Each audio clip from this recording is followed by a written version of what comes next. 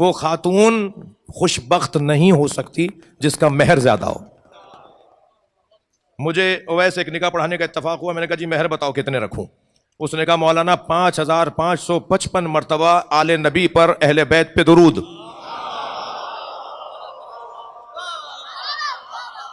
मैं रहनुमा, मैं मशवरा दे रहा हूं जवानों को। 40% तो वो लोग बैठे हैं ना जो उम्मीद से हैं।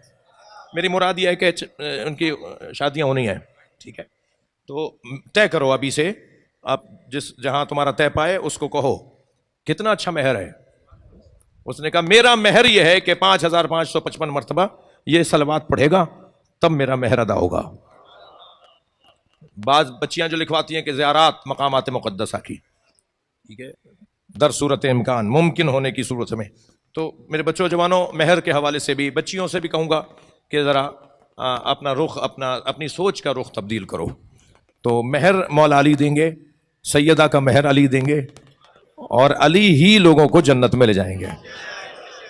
लिहाजा एक हदीस आपको हदिया कर रहा हूँ, इज़ा काना यौमल क़यामा, जब क़यामत का दिन आएगा, अक़ामल्लाहु जिब्राईल व मुहम्मदा, अल्लाह जिब्राईल अलैहिस्सलाम को और नबी मुकर्रम को खड़ा करेगा अला सिरातिन, सिरात पर, फला यजूज़ुहु अहदुन इल्ला मन काना माअहु बराअतुम मिन अली इब्न अबी तालिब।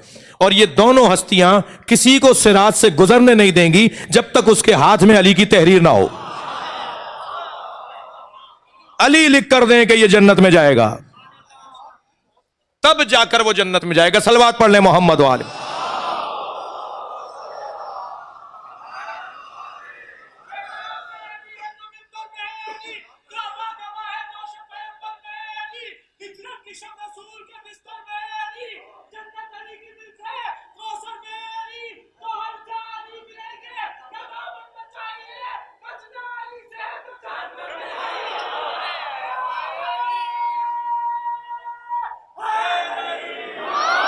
बड़ी बड़ी हसीन बहस में इस वक्त ले आया हूं। जन्नत अली मौला के नाम पर सजती है।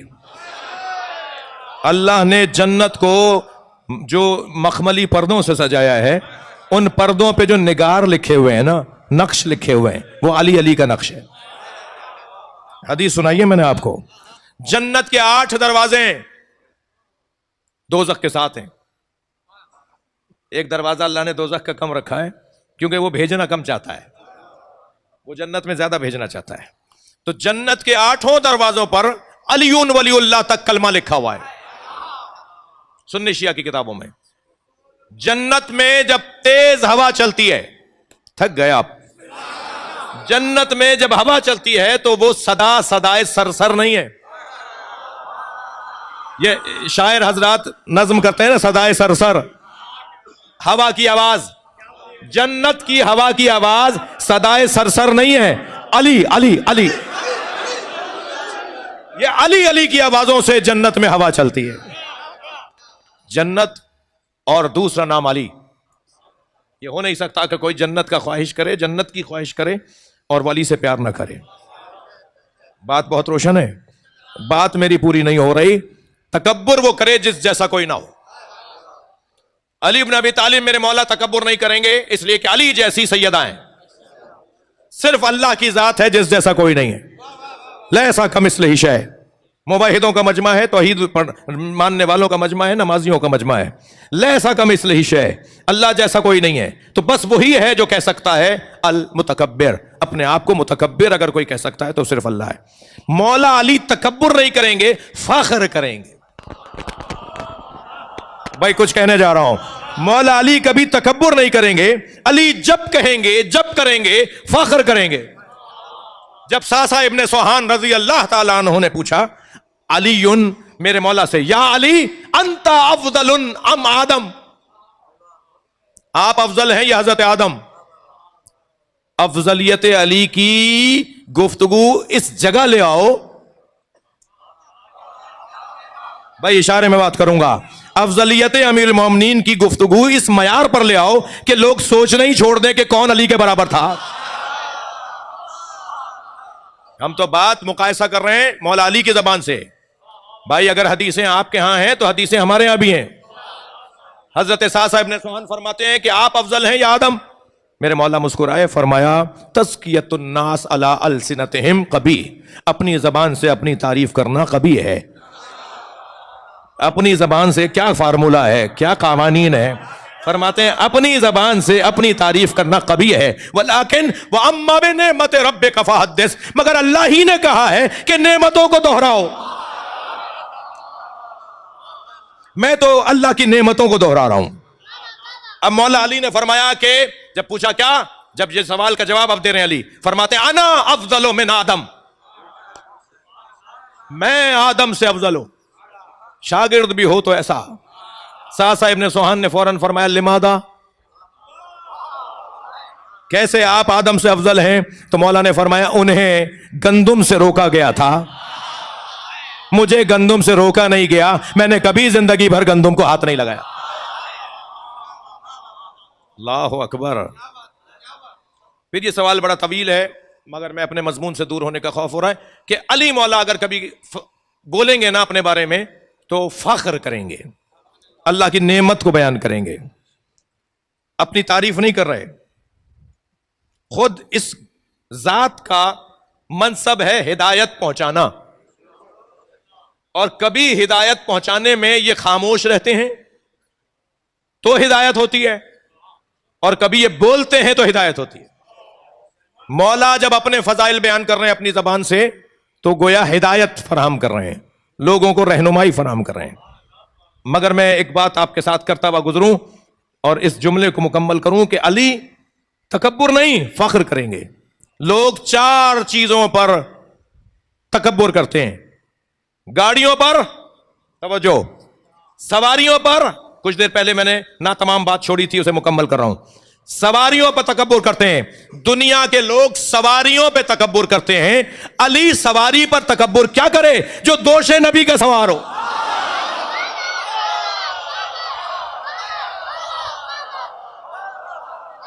जब चौथे दौरे हुकूमत में मौला अली मिंबर पर आके बैठे, और अली के बैठने का अंदाज भी अली का था, सारे जीनों पे कदम रखते हुए वहां बैठे जहां नबी बैठते थे।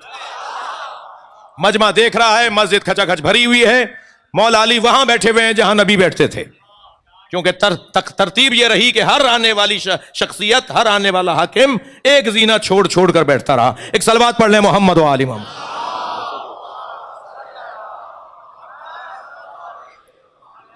रास्ता दीजिए अब्बास, यहां से चले जाओ।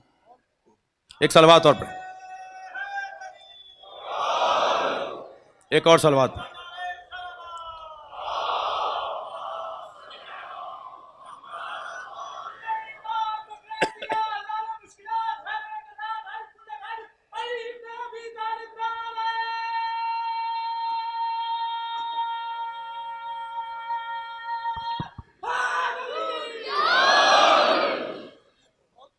असगर भाई कल ये 1-2 बड़े पंखे भी चलवा दीजिए। पर मोहम्मद व आले मोहम्मद सल्लल्लाहु।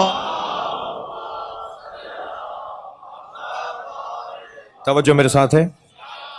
मौला जब जीने पर कदम रखते हुए वहां जाके बैठे जहां नबी बैठते थे ना, तो मजमे में सरगोशियां होने लगी, लोग आपस में कुछ कहने लगे। अली मौला ने महसूस किया कि कुछ बात हो रही है, तो मौला के मिंबर के बराबर में साथ हज़रत अम्मार यासिर तशरीफ़ फरमा थे।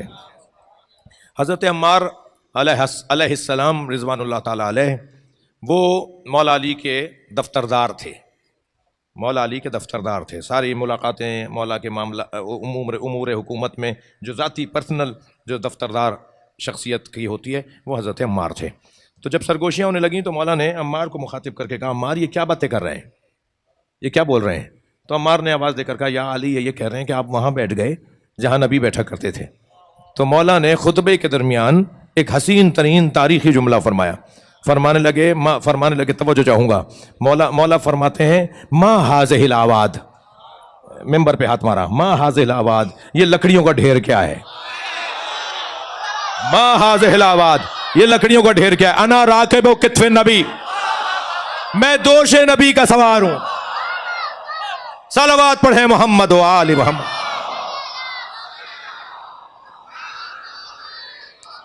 तो सवारियों की बुनियाद पर अली तकब्बुर क्यों करें?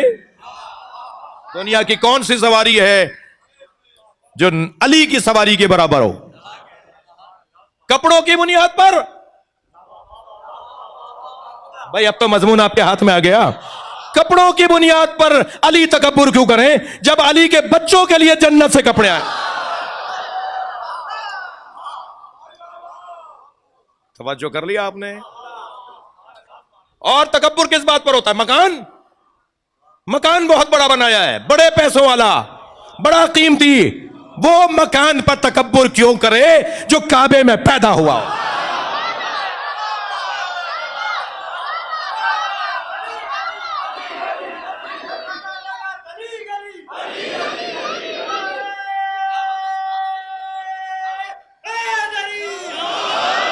भाई गाड़ियां ही सवारी की बुनियाद पे तकब्बुर नहीं, इससे बड़ी सवारी नहीं है, इससे बड़ा मकान नहीं है।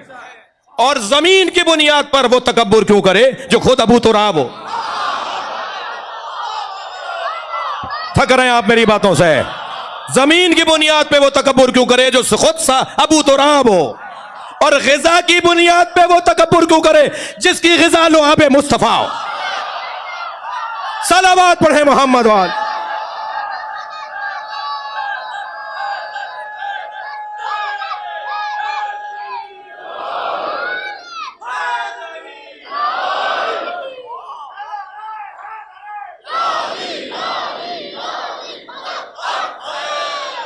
अली फख्र करेंगे कि अल्लाह ने मुझे ये अज़मतें अता की हैं। अली फख्र करेंगे कि अल्लाह ने मुझे हुसैन जैसा बेटा अता किया। अली का फख्र यह है कि अल्लाह ने सैयदा जैसी ज़ौजा अता की है। और अजीज़ों, आमादा हो गए? अली का फख्र यह है कि ज़ैनब उसकी जीनत, जिसकी बेटी उसकी जीनत बने, वो बाबा और ये बेटी। आज 19वां रोजा गुजर गया। जो जहां बैठा हुआ है, जो जहां बैठा हुआ है, जिसके मजहब में रोना जायज है, कोई जबरदस्ती नहीं है, कोई बेजा तवक्को नहीं है। जिनके बड़ों ने उन्हें हुसैन पर, अहले बैत पर रोना सिखाया है, वो तकल्लुफ ना करें। आज 19वां रोजा गुजर गया, आपने भी इफ्तार कर लिया, मगर जब आज अली के घर में दस्तरखान बिछा तो दस्तरखान पे सब इफ्तार करने वाले तो हैं, मगर अली दस्तरखान पे नहीं है। अजरुकुम अल्लाह, अजरुकुम अल्लाह। अल्लाह आपको किसी गम में न रुलाए। मेरे मौला 47 हिजरी का माह मुबारक, इस महीने में मुसलसल इशारों में पैगाम दे रहे हैं कि ये मेरा आखिरी महीना है। ऐ मेरे चाहने वालों, ऐ मेरे बच्चों, अब मैं तुमसे रुखसत होने वाला हूँ। 17वां रोज़ा था, मौला अली खुतबा दे रहे थे। मजमे में इमाम हसन को देखकर फरमाया, बेटा हसन, आज कौन सा रोज़ा है? इमाम ने फरमाया, बाबा आज 17वां रोज़ा है। इमाम हुसैन को देख के फरमाया, बेटा हुसैन, ईद में कितने दिन रह गए? बेटा हुसैन, ईद में कितने दिन रह गए? इमाम हुसैन ने फरमाया, बाबा 13 दिन रह गए हैं। तो जैसे इमाम ने फरमाया 13 दिन रह गए, तो फरमाया, हाँ, ईद तो वो मनाएगा जो 21वें रोजे के बाद जिंदा रहेगा। अजरुकुम अल्लाह। अली इब्न अबी तालिब अपने जाने की खबर दे रहे हैं। जो जहां बैठा है पुरसा देगा। बाजार से गुजर रहे हैं मेरे मौला, एक पंसारी की दुकान से एक शख्स, एक सहाबी, एक चाहने वाला कुछ खरीद कर बाहर आया। हजरत ने उसे सलाम, दुआ, खैरियत के बाद फरमाया, तुमने क्या खरीदा है? तो कहने लगा, मौला मेरी दाढ़ी सफ़ेद हो गई है, मेरे बाल सफ़ेद हो गए हैं, इसको रंग करने के लिए मैंने खिजाब खरीदा है। जब उसने कहा ना मैंने खिजाब खरीदा है, तो हजरत ने अपने दोनों हाथ अपनी दाढ़ी पर रखे और फरमाया, कुछ तो वो हैं जिनकी दाढ़ी खिजाब से रंगीन होती है, और कोई वो है जिसकी दाढ़ी उसके अपने सर के खून से रंगीन होती है। अजरुकुम अल्लाह, अजरुकुम अल्लाह। हक है, हक है ऐसे ही बुलंद आवाज से गिरिया करना। अल्लाह आपको इसका बेहतरीन अजर सवाब अता फरमाए। जब आप बुलंद आवाज से रोते हैं ना, तो इमाम जाफर सादिक फरमाते हैं, ये हमारे अमर को जिंदा कर रहे हैं। इमाम रिजा, इमाम बाक़िर मुसल्ला बिछा के दुआ करते हैं, रोने वालों के लिए। अगर किसी के मजहब में रोना नाजायज होगा तो हमारे जो बड़े हैं ना, जिन्हें हम अपना बड़ा मानते हैं, उन्होंने रोने का हुक्म दिया है, तकल्लुफ करके ना रोए। किसी जवान को अगर रोना ना आए ना मजलिस में, तो वो अल्लाह से आंसू मांगे, या अल्लाह मुझे एक कतरा जरूर एक मजलिस में दे दिया कर।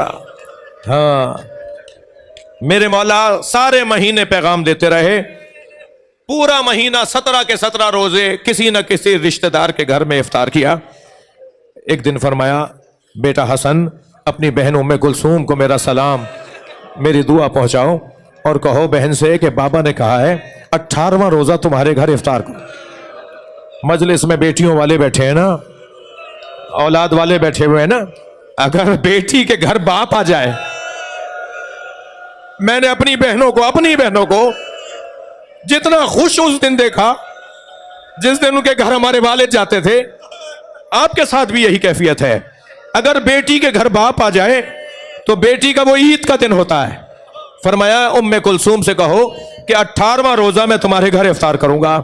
अब मैं सोच सकता हूं कि बीबी ने क्या क्या सोचा होगा कि बाबा के लिए ये भी बना लूं, बाबा के लिए ये भी तैयार कर लूं, बाबा इफ्तार पर आ रहे हैं। मगर यहां ख्याल आता है कि ये भी बना लूं, वहां ख्याल आता है बाबा को तो अच्छा ही नहीं लगता कि मेरे दस्तरखान पर एक से ज्यादा दूसरी कोई चीज हो।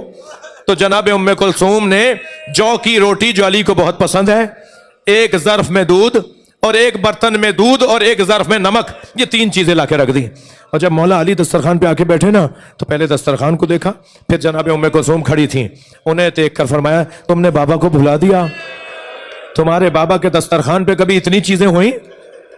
मौला कितनी चीजें, कुर्बान जाए उम्मत कायनात अली पर।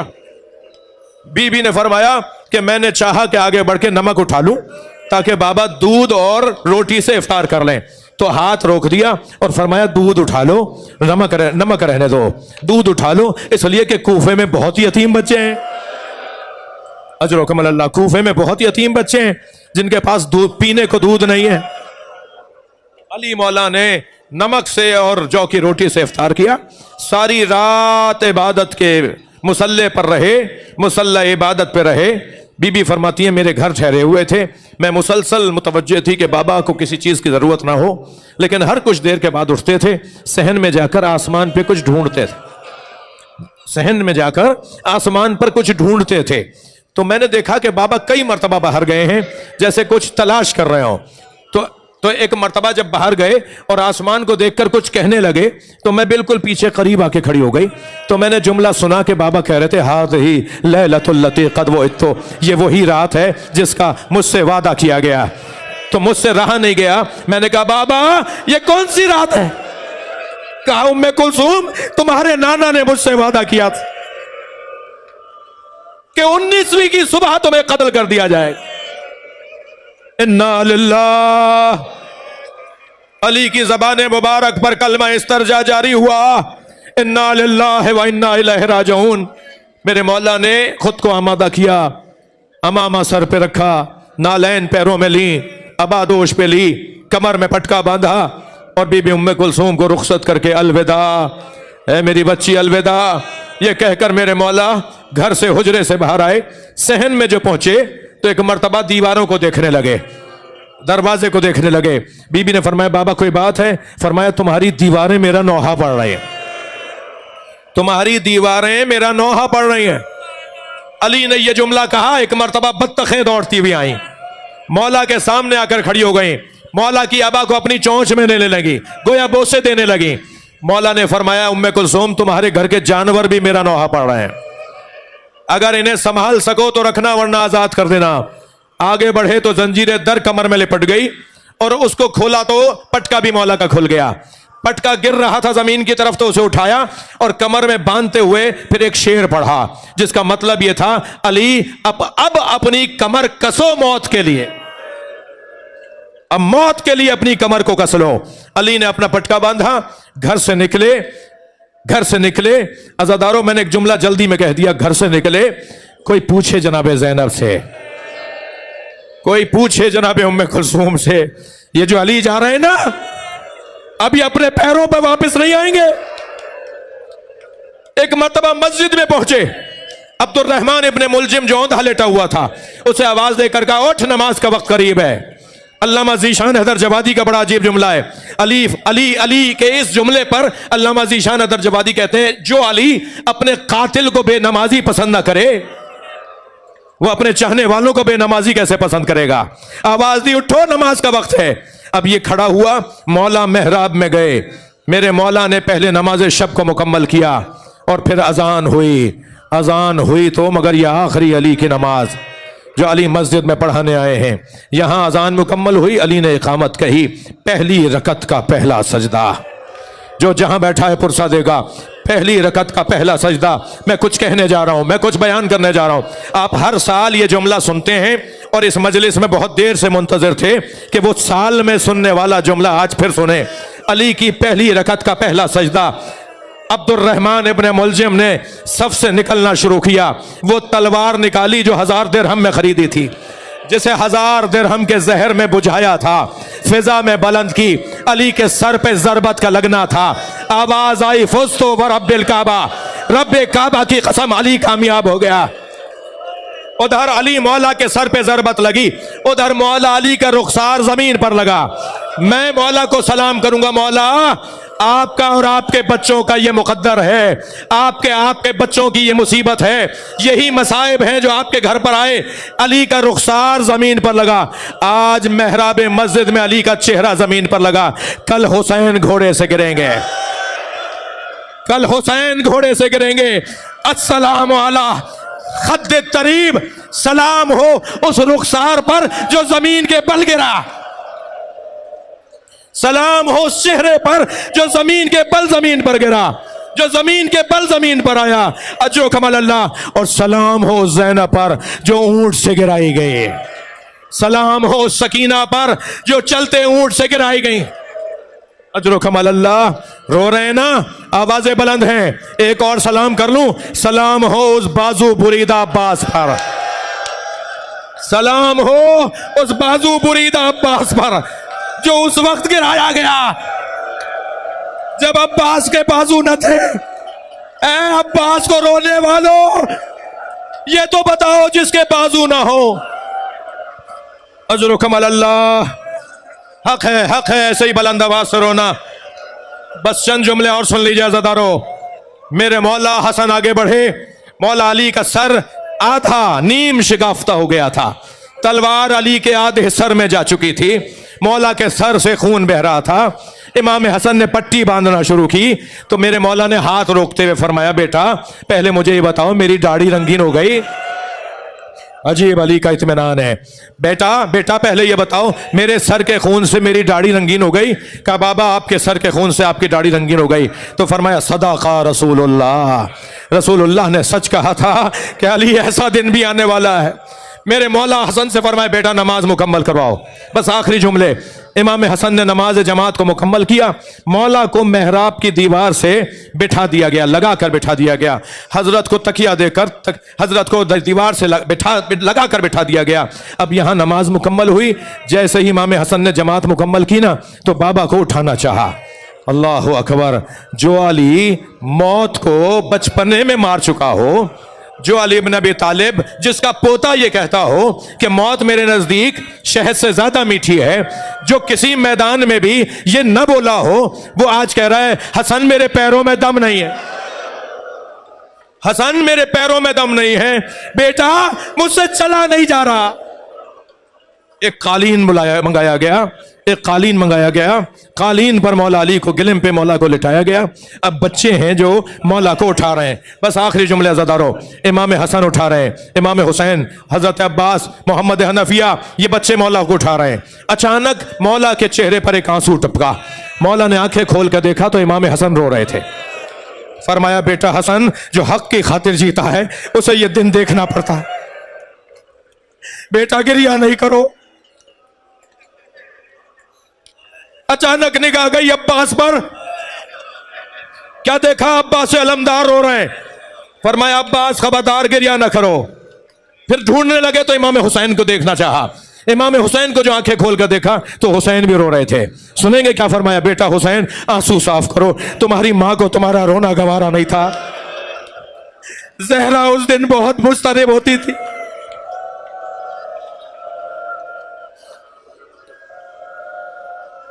अली को उठाकर बच्चे ले जा रहे हैं। जैसे ही मस्जिद से मौला को बाहर लेकर आए और उस गली में मौला को ले आया गया जिस गली में मौला का घर है, तो फौरन फरमाया, बेटा बेटा ये जो चाहने वाले आए ना, इन्हें कहो ये वापस चले जाए। ये जो मस्जिद के नमाजी मेरे साथ साथ आ रहे हैं ना मुझे घर पहुंचाने के लिए, इनसे कहो ये वापस चले जाएं। कहा बाबा ये मोहब्बत में आ रहे हैं, बाबा ये चाहने वाले हैं। कहा बेटा इनसे कहो वापस चले जाएं। इसके अलावा अली ने कुछ और नहीं कहा। मेरा दिल कहता है अली के दिल में आ रहा होगा कि ज़ैनब के रोने की आवाज, मेरी उम्मे कुलसूम के रोने की आवाज कहीं नामहरमों के कान में ना आ जाए। मैं कहूंगा मौला ज़ैनब का बड़ा एहसास है, यही कूफा होगा।